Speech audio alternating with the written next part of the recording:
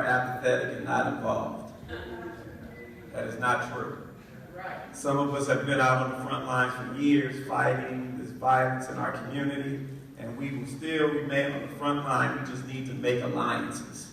We need to make alliances with the community so that the community and the church can stand together as a united front. We are not enemies. We are partners in making sure that this epidemic of police brutality in our community stops today, not yesterday, but today, right now. Somebody ought to say something. Let me say this, I have been an Oakland resident my entire life.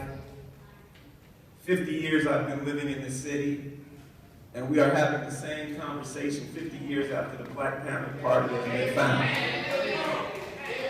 Police brutality. Police brutality because of the way we hire our police officers in our city. I want to say this, I want to read this statement and say this to everyone here. Life in America has no such word as fair or equal treatment. So why do we believe that Black lives matter to mainstream America when we can't make Black lives matter to Black and urban America? Police brutality will not change because we have every officer in America wearing a camera. You haven't figured that out yet, I see. They will find ways around it.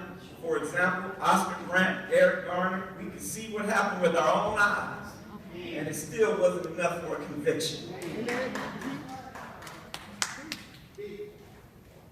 For Eric Garner's death was a minimal, didn't get no sentence, and Oscar Grant got a minimal sentence for the first time in the history of the state of California, because the community came together to prosecute, to get a police officer sentenced in America.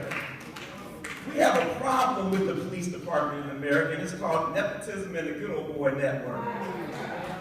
Tell me, how can you do your job to protect and serve when you have absolutely nothing in common with the people you are policing? That's right, no relational connection, no emotional connection whatsoever.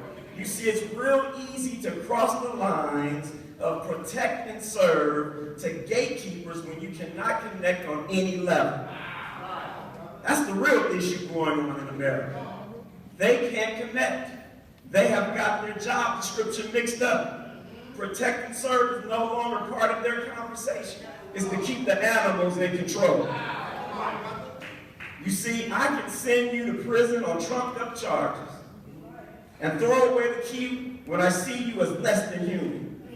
I can beat you up and steal from you and set you up with other gangs to kill you like the rioters case proved in Oakland if I see you as less than human. I can kill you on the dark platform and practically get away with it when people view you as less than human. I can choke you to death without any remorse when I see you as less than human. I can shoot you with your hands up when I see you as less than human. I can practically do anything I want to do to a group of people who are disenfranchised and have a police department who are occupiers and not police officers. Somebody say something over here. Yeah, I said it. If you look at the police force in Oakland or Ferguson or New York City or any other urban community, we have outsiders occupying and policing our neighborhoods, which have created a horrible abyss of violence unchecked, occupying police force, driving around the perimeter of our neighborhoods, feeling trapped and unprotected by criminals inside the community, and the police force occupying it doing nothing. I said doing nothing. Not responding to the crime that's going on in the inner city. This is not something I heard. This is not something that somebody had to tell me. This is something that I've experienced for the last 4 years, standing on blocks in Oakland every Saturday when we know that police are not responding to the crime. We had a double homicide right in West Oakland the other day on Wednesday. You know how long it took for the police to get to that crime scene? I went into the community and interviewed the people in the community. They said the police were driving around the perimeter instead of coming to the crime scene. What is the problem with the response time in the city of Oakland? Police officers are scared to do their job.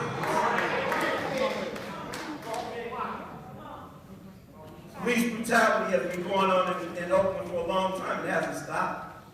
Mass incarceration, when the people who are calling the shots and making the decisions can see us as humans who are being sacrificed by the unjust systems that set us up. If you choose to take this fight for justice with black and brown communities, this is for you outsiders who are patrolling the streets, tearing up the city of Oakland, lying and falling down in the streets talking about somebody dying. Let me tell you, people are dying every day. We don't have to make fake examples of people dying in the city of Oakland. It's every day, all day. For the last 10 years, over 3,000 people have died in the city. We don't have to fake a death. Death is occurring every day.